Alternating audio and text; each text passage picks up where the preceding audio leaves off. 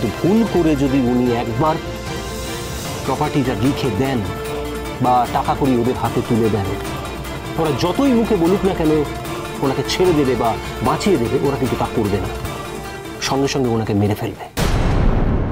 তাই মনে হচ্ছে, মানে আমার অনুমান যে কোনোভাবে এদিক ওদিক করে উনি পুরো বিষয়টা একটুখানি পিছিয়ে রেখেছেন। বলছি যে রোহিতকে কি কেউ কেউ ওখানে দেখেছে? দেখুন, এটা আমাদের নেটওয়ার্কের ভেতরকার বিষয়, সব কিছু তো আপনাকে জানাতে পারবো না। তবে আপনি যখন নিজে রাজি হয়েছেন আমাদের টিমের সঙ্গে কাজ করবেন, আমাদের টিমকে হেল্প করবেন, আপনাদেরকে তো আমাদের সঙ্গে রাখতেই হবে। আমরা সবাই ওখানে যাব, এটুকু মাথায় রাখবেন যে আমরা সবাই ওখানে যাব। তবে আমরা কিন্তু কেউ এই মুহূর্তে গ্রামে প্রবেশ করব না। গ্রামের বাইরেরই কোনো একটা শহরে আমরা থাকব। তার কারণ আমাদেরকে অচেনা হিসেবে ওরা যদি বুঝতে পেরে যায়, চিনে যায়, আর আমাদেরকে যদি একবার ধরে আটকে রাখে, তাহলে কিন্তু আমরা কোনো মতে ওখান থেকে বেরোতে পারবো না, ফলে বিপদটা বেড়ে যাবে। কিন্তু সেক্ষেত্রে যদি মহিলা হয় তাহলেও হয়তো কিছুটা হলেও সন্দেহ কম হবে। তবে এখনই কিন্তু আপনাকে এবং আপনার সঙ্গীকে আমরা ওখানে পাঠাচ্ছি না। তার আগে আপনাদের দুজনের ছোট্ট একটা কাজ করতে হবে। কি কাজ বলুন? আপনাদের বন্দুক চালানো শিখতে হবে। কি? বন্দুক চালানো? হ্যাঁ, দরকার হলে করতেই হবে, কারণ এই ধরনের কাজে তো শিখে রাখা দরকার, তাই না? আর আপনারা যখন আমাদের টিমে আসতে চেয়েছেন, আমাদের সঙ্গে কাজ করতে চেয়েছেন, এটুকু তো করতেই হবে। মানে বিশেষত আপনাদের নিজেদের আত্মরক্ষার জন্য, প্লাস আপনার স্বামীর জীবন রক্ষা করার জন্য, তাই না? পারবো, আমি পারবো, আমি নিশ্চয়ই পারবো। আপনারা শুধু আমাকে বন্দুক চালানোর শিখতে হবে তো আমাকে, মানে যদি চালাতে হয় তাহলে ওই শেখার একটু সুযোগটা করে দিন।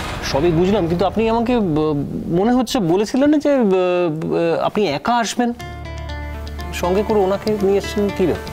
না না, আমি আমার বৌদিকে ছেড়ে কোথাও যাব না। আমার বৌদি যেখানে যাবে আমিও সঙ্গে সঙ্গে সেখানে যাব। আপনারা আমার উপর ভরসা করতে পারেন, আমি আমার বৌদির কোনো বিপদ করব না। আর আপনারা যদি আমাকে শেখাতে পারেন না, আমিও তাড়াতাড়ি করে শিখে নেব। দেখুন, আমাদের কোনো অসুবিধা নেই, আপনি যদি শিখে নিতে পারেন তাহলে তো খুবই ভালো। আর তাছাড়া উনি সঙ্গে একজন সঙ্গীও পাবেন, তাই না? আচ্ছা, আমাদের প্রথম কাজ কি? ম্যাডাম, আমি তো আপনাকে আগেও বলেছি, আবারও বলছি, একবারে সবকিছু বলা যাবে না, স্টেপ বাই স্টেপ আপনাদেরকে বলবো, কেমন? তবে আমার যতটুকু অনুমান, মানে আমার ভাবনা চিন্তা যেটা বলছে সেটা হচ্ছে যে মিস্টার রোহিত সেনকে যারা কিডন্যাপ করেছে তারা কিন্তু আপনাদেরকেও চেনে। আমাদের চেনে? আর আমার এই অনুমানটা যদি সত্যি হয় তাহলে কিন্তু খুব বিপদ হবে। সেই জন্য আপনারা ওখানে যাবেন ঠিকই, কিন্তু যেতে হবে ছদ্মবেশে। ঠিক আছে, ঠিক আছে, আপনারা যা বলবেন সব কিছুতে আমি রাজি। রোহিতকে বাঁচানোর জন্য আমি সবকিছু করতে পারি। আচ্ছা শুনুন, এই কদিনের মধ্যে যদি রোহিতের কিছু হয়ে যায়, যদি ওরা রোহিতকে মেরে ফেলে? কোনো ক্ষতি করবে না, আমি তো বলছি ওরা কোনো ক্ষতি করবে না, কারণ ওনাকে মেরে ফেলে আলটিমেটলি কোনো লাভই নেই। ওনাকে ওরা বাঁচিয়ে রাখবার চেষ্টা করবে। আমি যেটা ভাবছি, আমরা বরং আজই বেরিয়ে পড়ি। আপনাদেরকে নিয়েই আমরা বেরিয়ে পড়ব, কিন্তু তার আগে যে ছোট্ট কাজটা আপনাদেরকে করতে বলেছি সেটা করতে হবে। আপনারা যাবেন প্রথমে বন্দুকের ট্রেনিং নিতে। আমরাও আপনাদের সঙ্গে যাব, কিন্তু আমরা ওখানে থাকবো না, আপনাদের সঙ্গে অন্য লোক থাকবে, তারাই আপনাদেরকে ট্রেনিং দেবে। আমরা যাওয়া আসা করব, কিন্তু নাইট স্টে করব না। হ্যাঁ হ্যাঁ, ঠিক আছে, ঠিক আছে, আমাদের কোনো অসুবিধা নেই। আচ্ছা, এবার আমাকে একটা কথা বলুন তো মিসেস সেন, আপনারা আমাদের উপর পুরোপুরি বিশ্বাসটা রেখেছেন তো? আপনাদের উপর ভরসা আছে বলে, বিশ্বাস আছে বলেই তো এত দূর এসেছি। না, আমি কেন কথাটা বলছি, আসলে আমাদের উপর ভরসা করেই তো একটা অজানা জায়গায় আপনাদেরকে যেতে হবে, তাই না? দেখুন, কাউকে না কাউকে তো ভরসা করতেই হবে। আমি তো রোহিতকে একা ফিরিয়ে আনতে পারবো না, একা বাঁচিয়ে ফিরিয়ে আনতে পারবো না। আমার তো কারো সাহায্য দরকার। আপনাদের একটা সংগঠন আছে, আর আমি আপনাদের সংগঠন সম্পর্কে না শুনেছি, আপনাদের খুব সুনাম আছে, সেই জন্য তো এসেছি আপনাদের কাছে।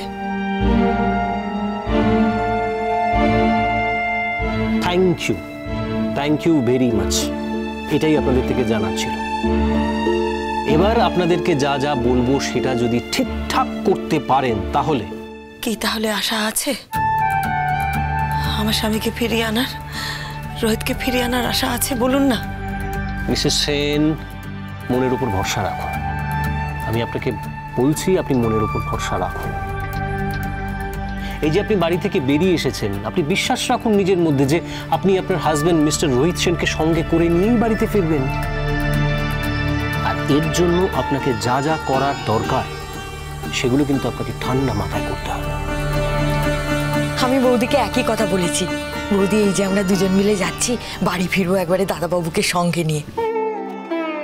বৌদি কিছুতেই তো আমাকে নিয়ে যাবে না। আমি বৌদিকে বললাম, পথে কোনো বিপদ আপদ ঘটে কিনা, পাশে যদি কেউ একজন থাকে তোমার সাহারা হবে, তোমার তো সুবিধা হবে।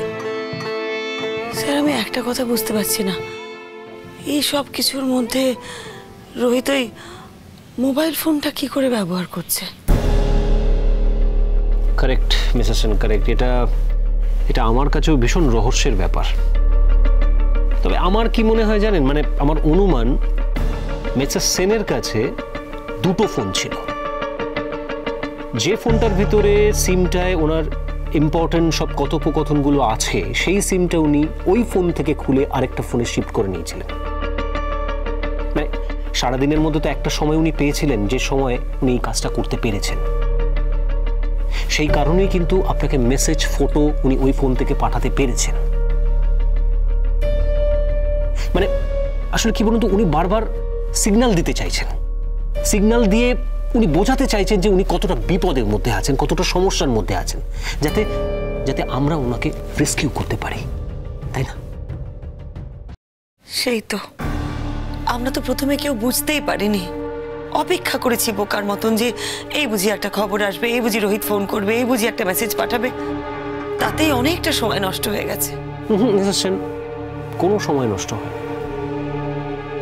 আমি আপনাকে বলছি কোনো সময় নষ্ট হয়নি। আসলে কি বলুন তো, যারা মিস্টার সেনকে কিডন্যাপ করেছে তারা এখন অপেক্ষা করছে যে মিস্টার সেন নিজে থেকে কখন টোটাল প্রপার্টি ওদেরকে লিখে দেবে, টাকা কড়ি সবকিছু দিয়ে দেবে। আর আমি যতটুকু জানি বা যতটুকু স্টাডি করি, উনি ভীষণ বুদ্ধিমান লোক। প্রাণ থাকতে এই কাজ উনি কখনো করবেন না। আর যতক্ষণ উনি এই কাজটা না করবেন সেটাই কিন্তু আমাদের কাছে বাঁচো, আর ততটা সময় কিন্তু আমরা পাব। তবে এ কথাটাও আপনাকে বলতে বাধ্য হচ্ছি মিসেস সেন, যে সময় কিন্তু অতিরিক্ত আমাদের হাতে নেই। একটা সময় কিন্তু ওদেরও ধৈর্য হারিয়ে যাবে, সেই সময় ওরা মিস্টার সেনকে আরো প্রেশার দেবে। এই সময়টুকুর মধ্যেই কিন্তু আমাদের যা করার করতে হবে, মানে কাজটা হাসিল করতে হবে। এটা আমাদের মাথায় রাখতে হবে। কি করে হাসিল করতে হবে সেটা যদি একটু বলে দেন। মানে ছদ্মবেশে না হয় আমরা গেলাম, কিন্তু তারপর দেখুন, আমি কিন্তু আপনাকে আগেও বলেছি, আবারও বলছি, একবারে সবকিছু আমরা বলতে পারবো না। Step by step. এখন আপনাদের একটাই গোল, সেটা হচ্ছে কিভাবে কত তাড়াতাড়ি আপনারা বন্দুক চালনাটা শিখে নিতে পারবেন। এটা যত তাড়াতাড়ি শিখবেন তত তাড়াতাড়ি আমরা ওখানে পৌঁছতে পারবো, তাই না? আমার তো জানেন মনে হচ্ছে আমি যদি কালকে ওই বন্দুক চালানোটা শিখে নিতে পারতাম। দেখুন, আপনার মানসিক অবস্থা এই মুহূর্তে যা, সেই কারণেই এটা মনে হচ্ছে, কিন্তু সেটা তো প্র্যাকটিক্যালি সম্ভব নয়। আপনাকে তো কয়েকটা দিন সময় দিতে হবে, আপনাকে বিষয়টা ভালো করে বুঝতে হবে, জানতে হবে, তাই না? তবে মানুষ চাইলে কি না করতে পারে। আপনি যদি সঠিকভাবে মাথা ঠান্ডা রেখে এই কাজটা করেন, তাহলে দেখবেন কত সহজেই শিখে যাবেন। ওকে, তাহলে আমাদের মনে হয় এই মুহূর্তে দেরি করে কোনো লাভ নেই, আমাদের রওনা হওয়া উচিত। তাহলে এখন আমরা কোথায় যাচ্ছি? মিঠুদি, আবার কেন জিজ্ঞেস করছো? এক্ষুনি তো উনি বললেন যে কোনো কিছু জিজ্ঞেস করা যাবে না। ঠিক আছে, তাহলে কি আমরা এই শহরেই থাকছি নাকি? ম্যাডাম, আমি বরং আপনাকে একটা কথা বলি, আপনি এখনো ডিসিশন নিন যে আদৌ আপনি আমাদের সঙ্গে যাচ্ছেন কিনা। কারণ একবার যদি আমাদের সঙ্গে বেরিয়ে পড়েন তাহলে হাজার প্রশ্ন করলেও কিন্তু কোনো উত্তর পাবেন না। আর মিসেস সেন, আমরা কিন্তু একসঙ্গে একই গাড়িতে যাচ্ছি না। মিঠুদি, তুমি আর একটা কথাও জিজ্ঞেস করবে না, ঠিক আছে? চুপ করে থাকো। আপনি কিচ্ছু চিন্তা করবেন না স্যার, ও কিছু করবে না, আমি ওকে বুঝিয়ে দেবো। ও কিচ্ছু বলবে না, কিচ্ছু জিজ্ঞেস করবে না। আপনারা শুধু বলুন এখন আমাদের কোথায় যেতে হবে। যেখানে যেতে হবে সেখানে আমাদের তাড়াতাড়ি নিয়ে চলুন স্যার, তাড়াতাড়ি নিয়ে চলুন।